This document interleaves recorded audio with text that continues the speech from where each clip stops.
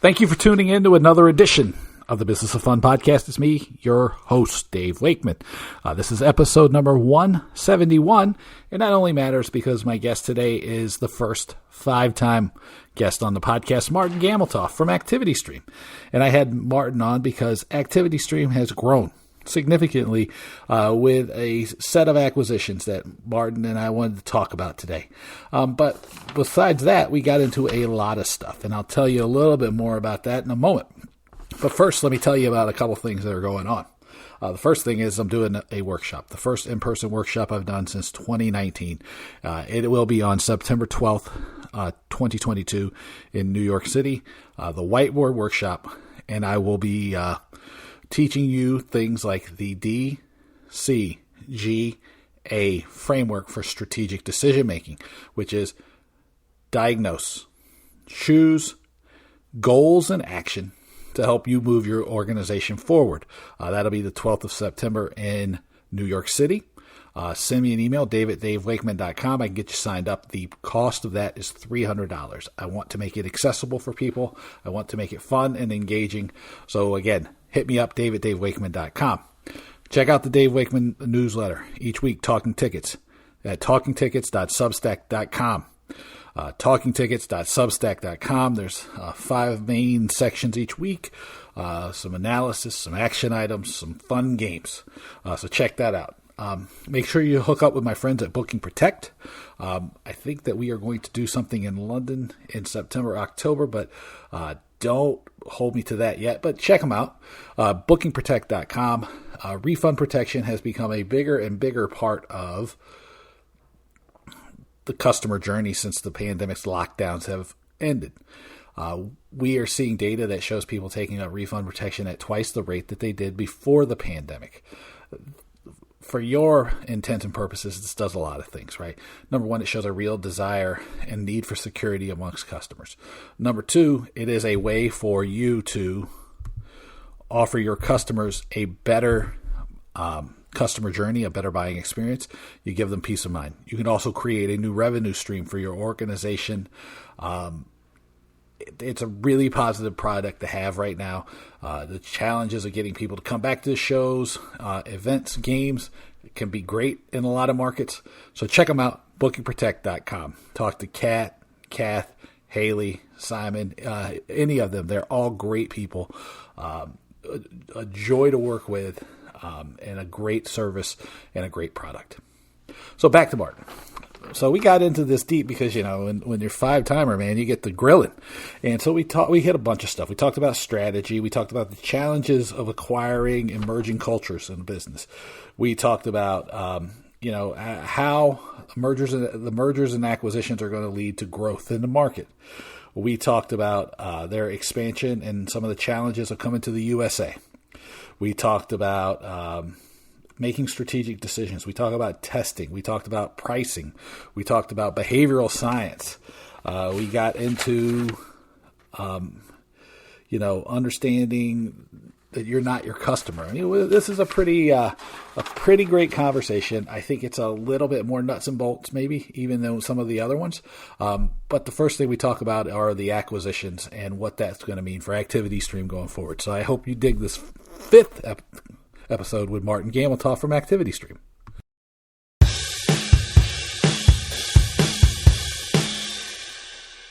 I'd like to welcome Martin Gammeltoft back to the Business of Fun podcast. Martin, how are you? Hi, Dave. I'm good. Thank you for having me back. Hey, I do what I can. You are here for not so much for a conversation today. You are here for a full-on plug fest. So let us plug. There's some big news that you want to share with everybody. Go ahead, throw it out there. Go ahead, plug away, Martin. Plug away.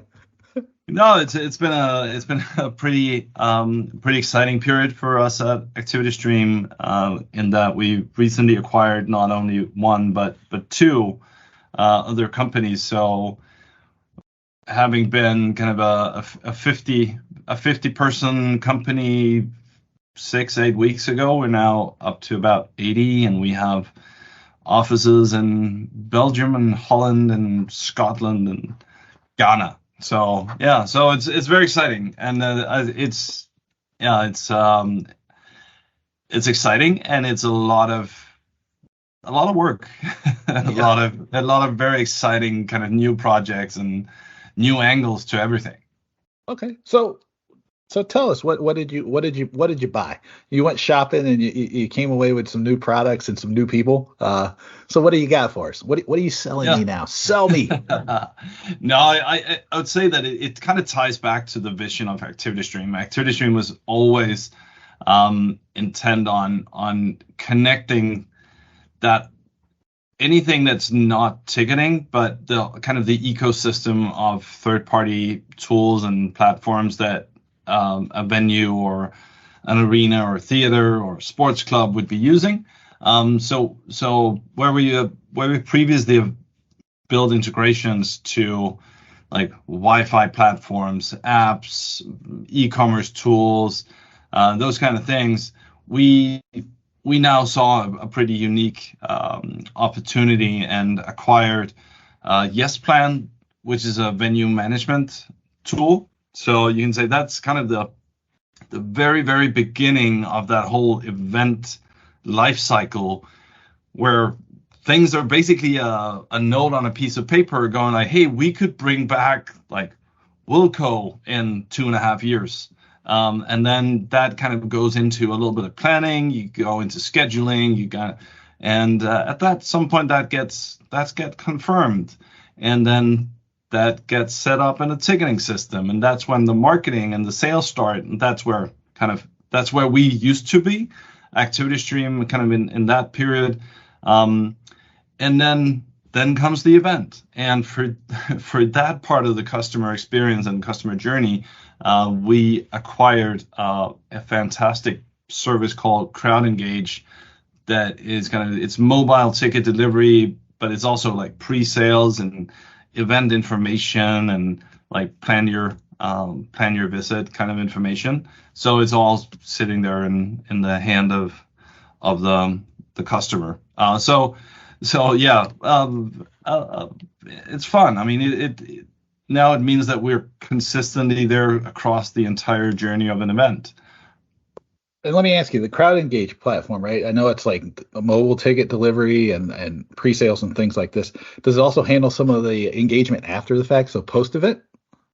Yes. So you can like you say the ticket itself is kind of the vessel. Mm-hmm. But then on the back of it, you can do information. You can do kind of say, hey, and you can have triggered. So like, hey, now it's four hours before the event. We're looking forward to now seeing you at the arena. Then when you scan in, you can get another message. After the event, you can get a post-event message, and yeah, we'll see where that goes. But So all now, text message based.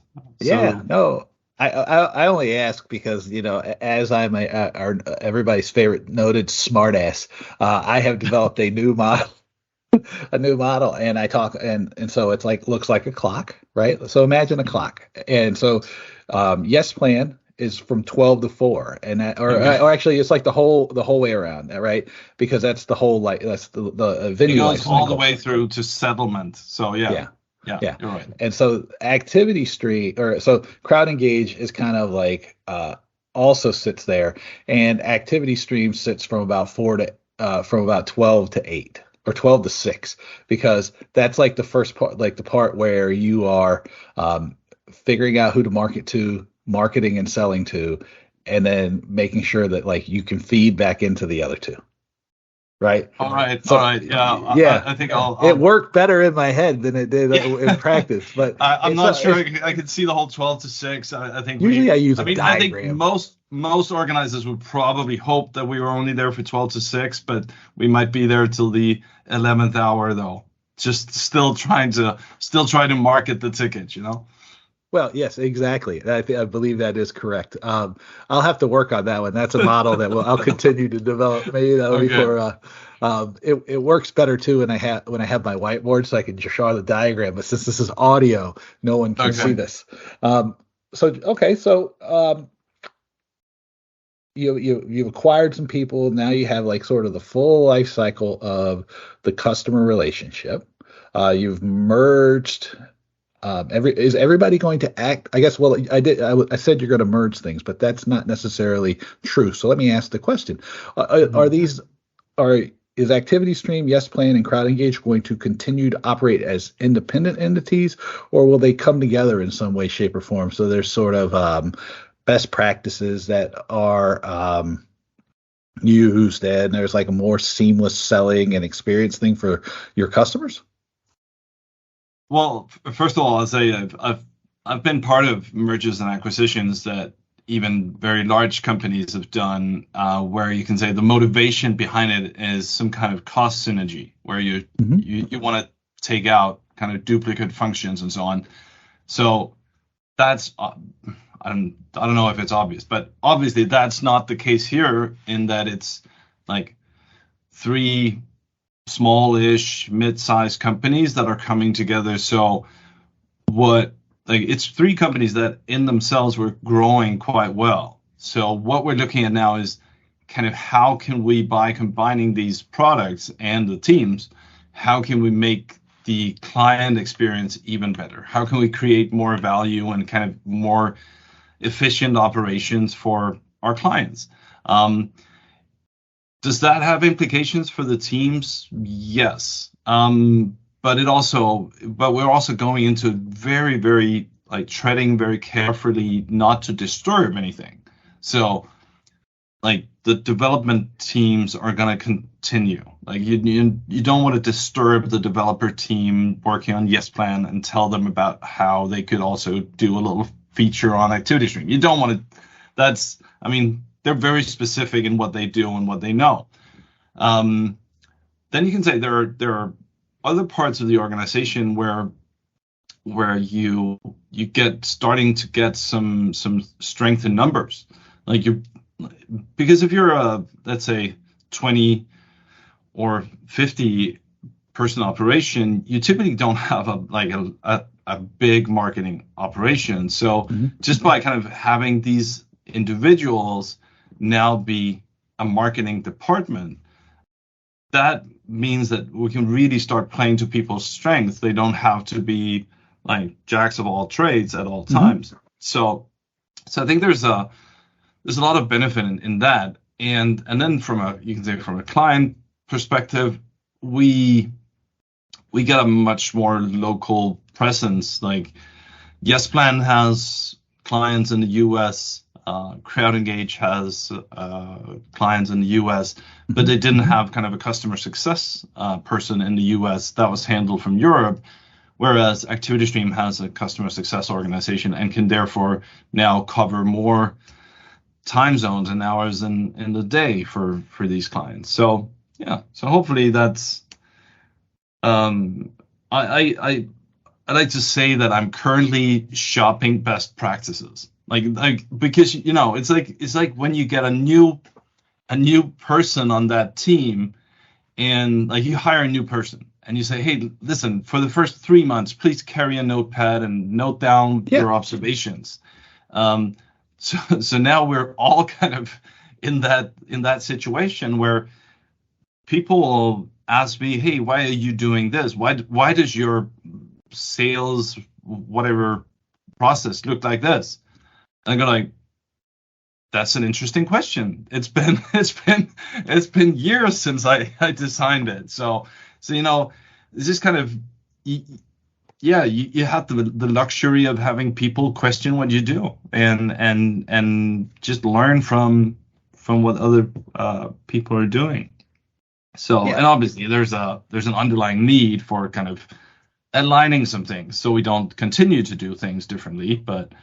But I think we're all just trying to make sure that we don't mess with something that worked, because you've probably seen mergers and acquisitions where that was the end result.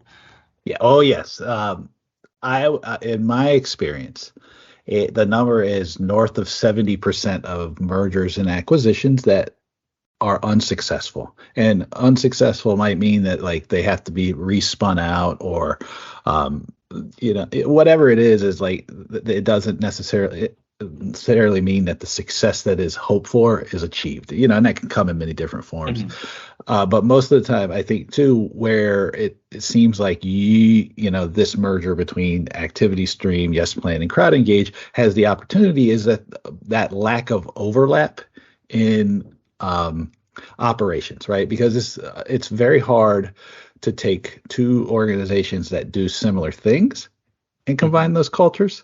But if there are like not as many overlapping pieces of the operation, then it's much easier to do. And that's sort of what I saw, and what I continue to see when you told me about this, because it can be challenging. And one of the things that I definitely warned you about was like going, here are some best practices for making sure these things work, because of just the statistical likelihood that like any merger is not going to be successful. It's not because anybody's done anything wrong. It's just like anytime you try to merge two teams, it can be tough.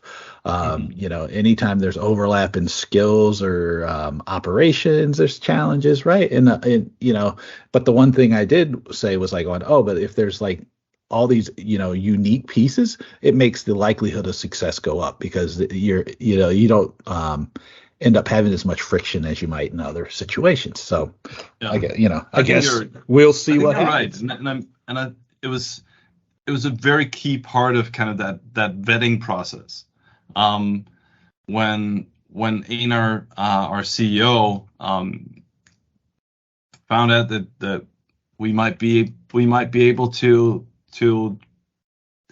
execute something here, like he said, it's important for him that the companies share the same vision. And like I knew these people from going to conferences, and I was always like, I like them. that's a good thing. I felt that we were all kind of communicating to the market in a similar way, so kind of showing that there are similar company values behind it. We want to achieve, or we want to help help the industry in the same way. And then, as you said, especially when you're looking at technology, if there's a big overlap, and some need to kind of reshape or recut their product, that can be extremely tricky.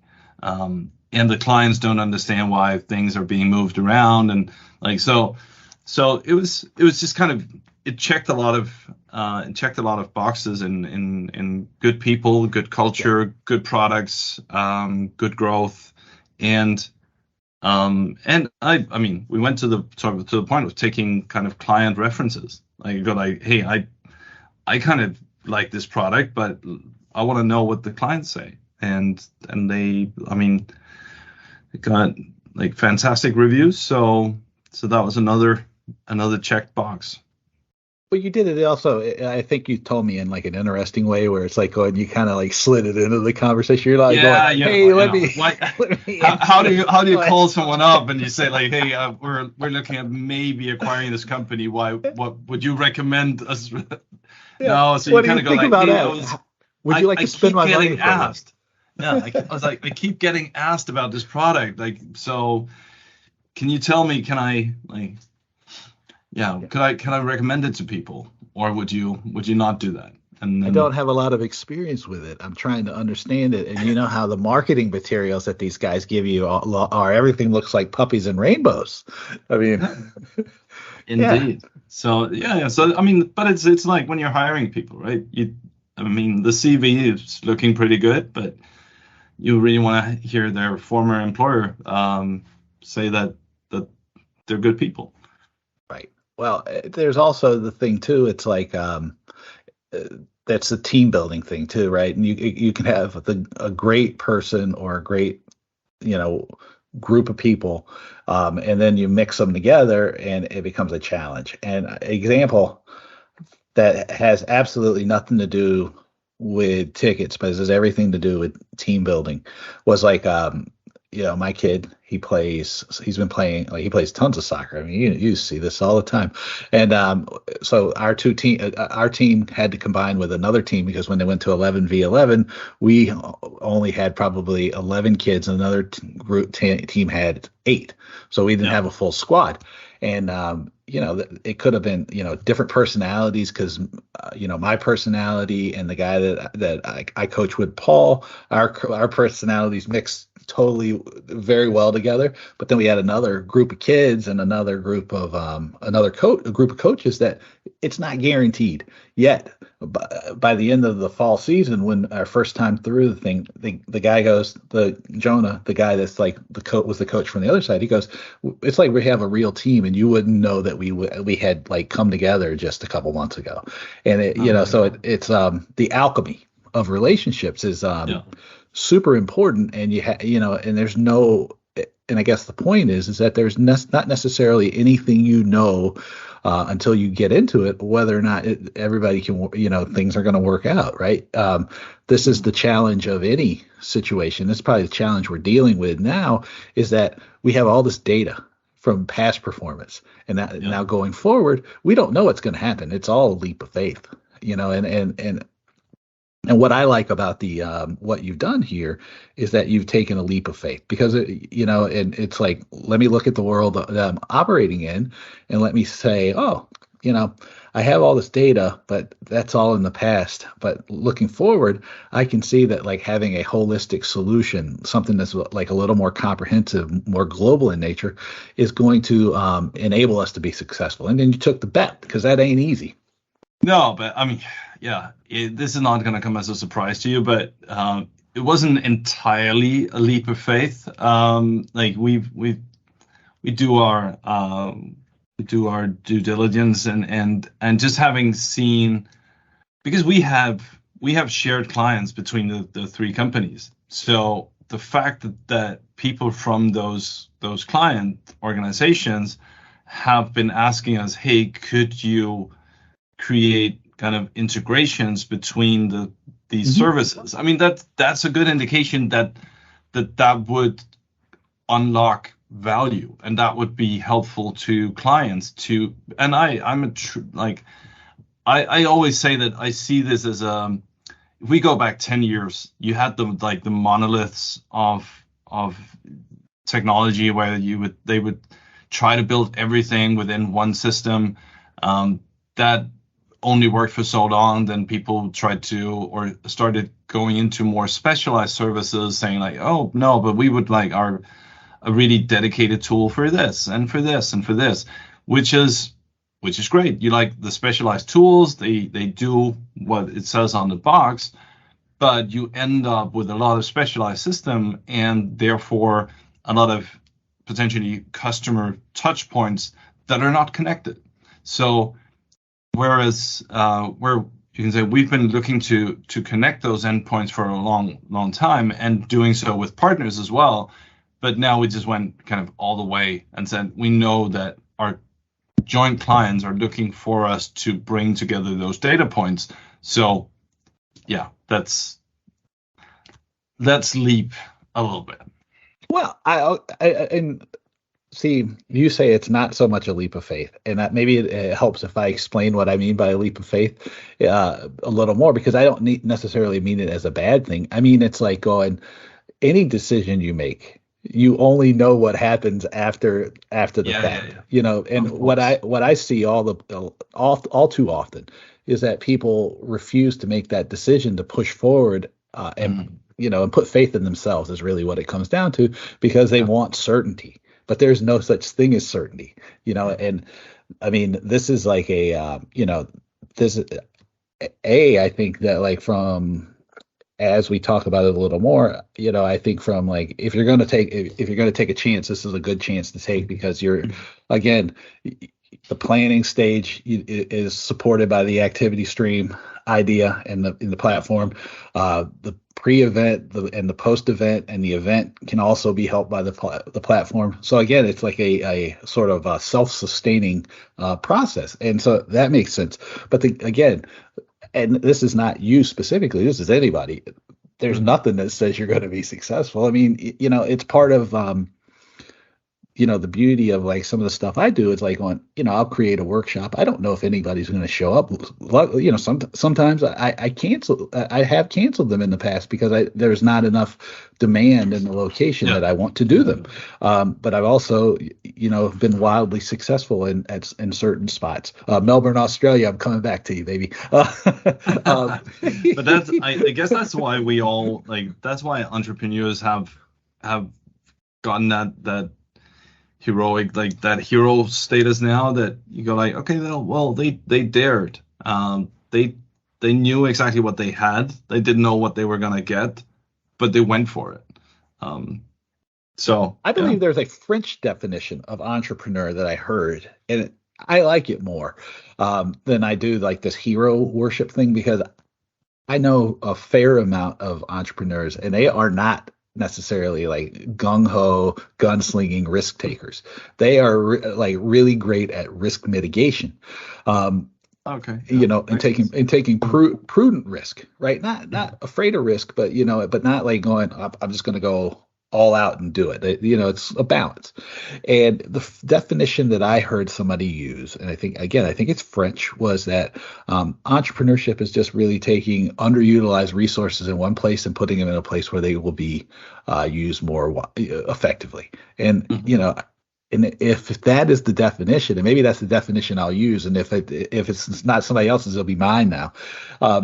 Isn't that what we all should be really focusing on, is like taking these things that are underutilized, and applying them in a way that's going to help people do a better job, maximize their contribution more, because even, at least in my experience, people, if they are given the opportunity to achieve, to have more impact, they embrace that, right? It's where I find it fruitless for people is when they're just asked to do more and they don't see the impact, and they don't, like, it doesn't change, their contribution doesn't change. But like, if people get a chance to contribute more and they see the impact of it, I've rarely see people not embrace that.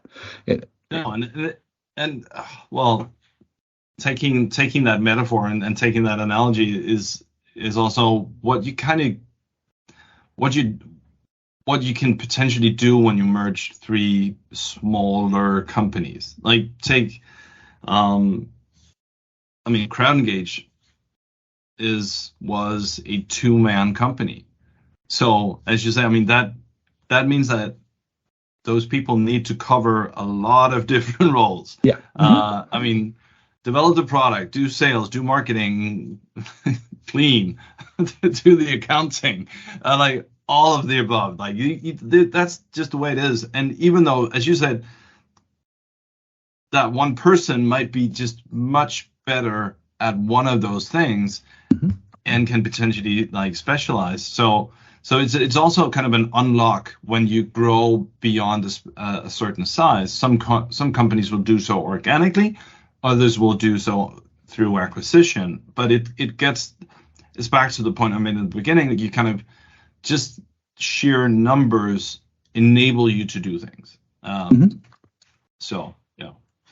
Well, it comes down to an idea that maybe it gets a little of attention, but it probably doesn't get enough attention in like sports and entertainment, the theater and the arts, is the idea of core competencies.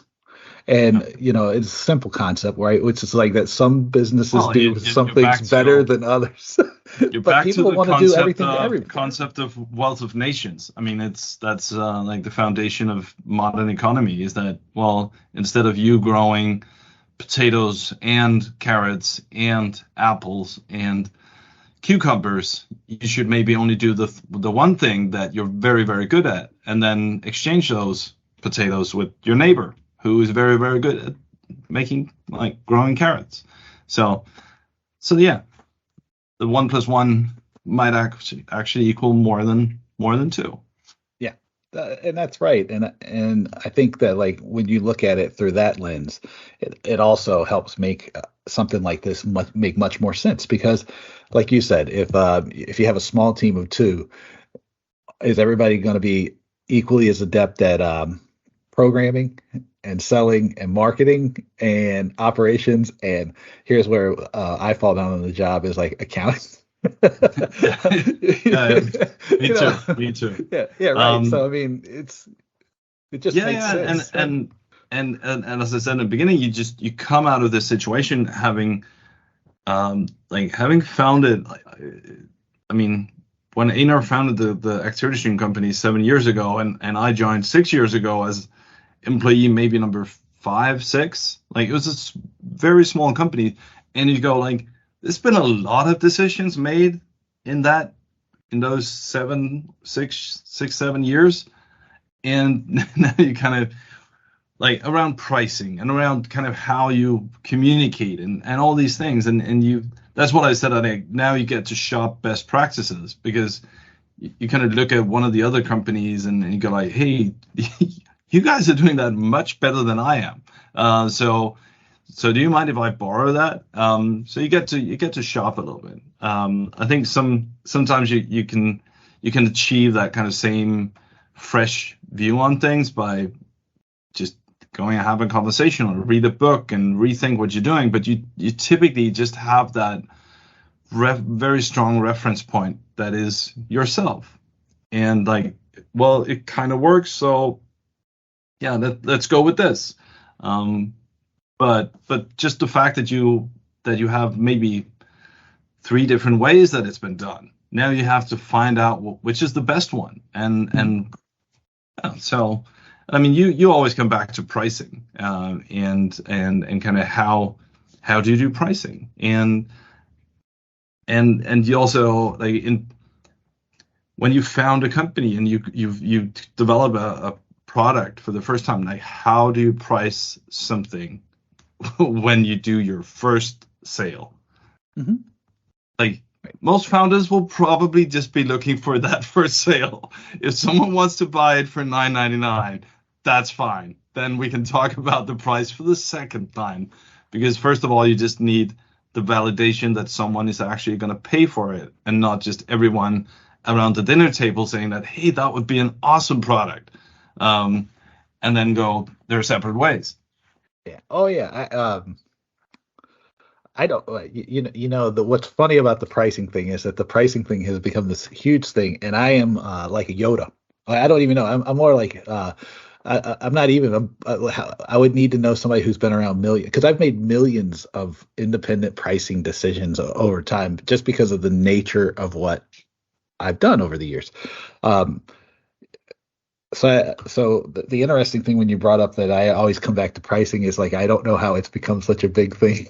Because it's just more like it's always about the value, right? And how do you give people enough value that they're willing to pay what you need or want for your product, with no questions asked. And that's where I come down on these things.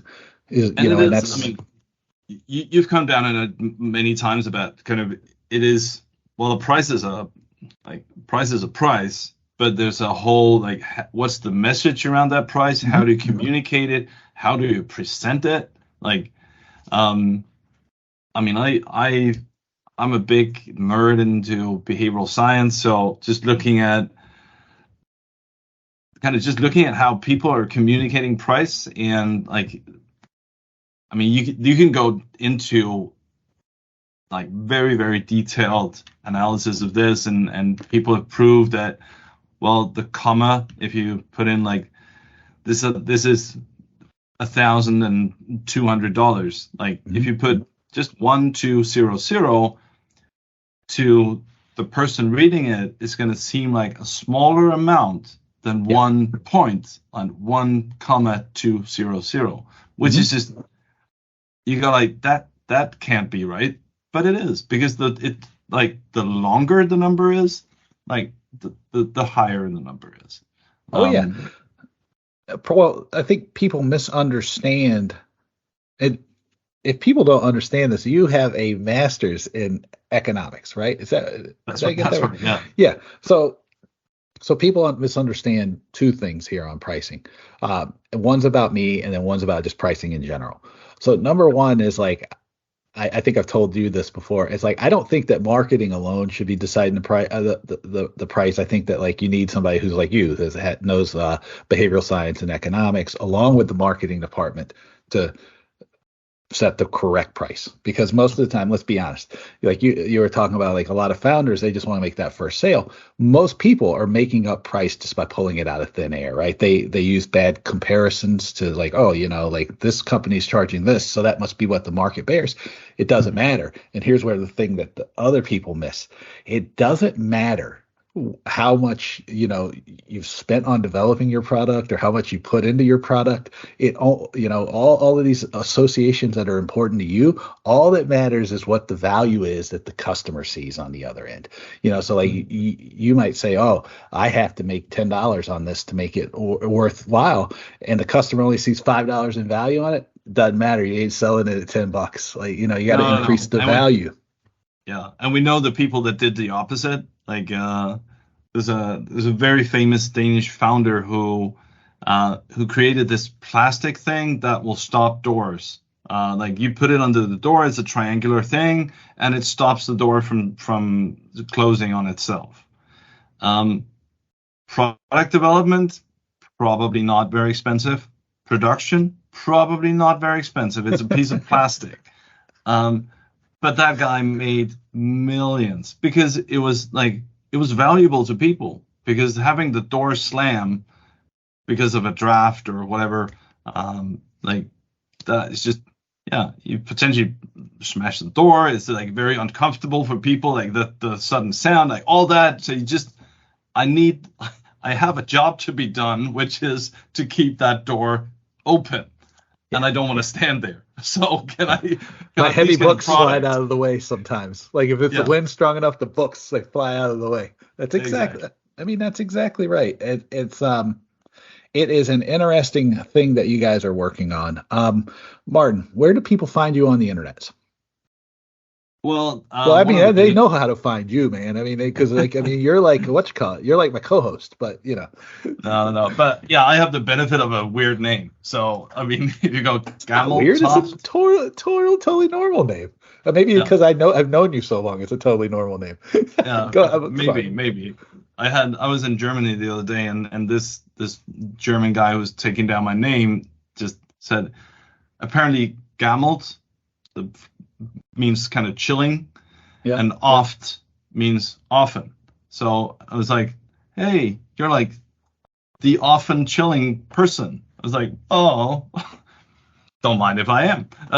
So yeah, your name is your destiny.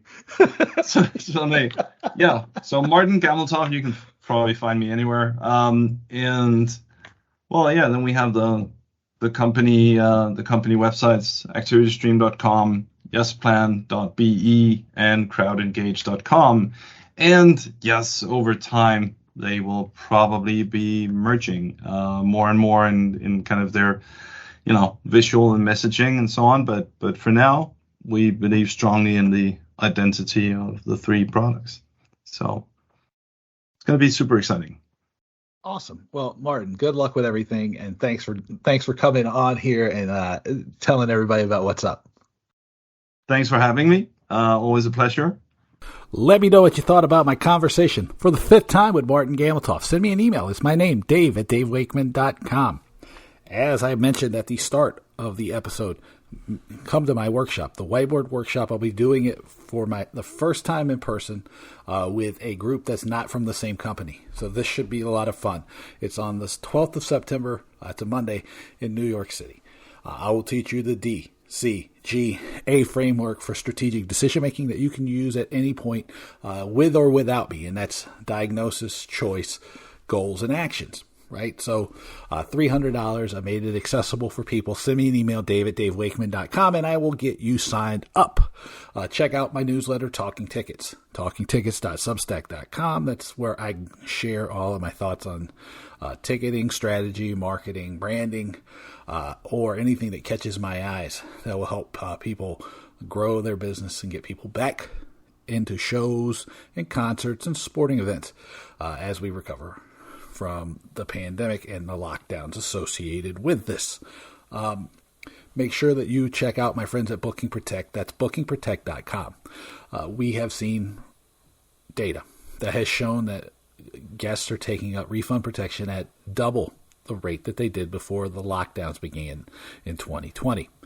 This tells us a lot of things. Well, number one, that people are looking for peace of mind when they're making a purchase, because there's still COVID waves coming and going. There's still some uncertainty in the world, and people want to have a little bit more security in their purchases. This allows you to generate a new stream of revenue for your business, but more importantly, it allows you to offer a more holistic customer journey for your guests. It gives you an opportunity to offer a higher level of customer service, and it allows you to be responsive to your guests' needs. So check them out, bookingprotect.com. Talk to Kath, Haley, Simon, anyone there. They're all incredibly great people, a pleasure to work with, and they offer a world-class product and service.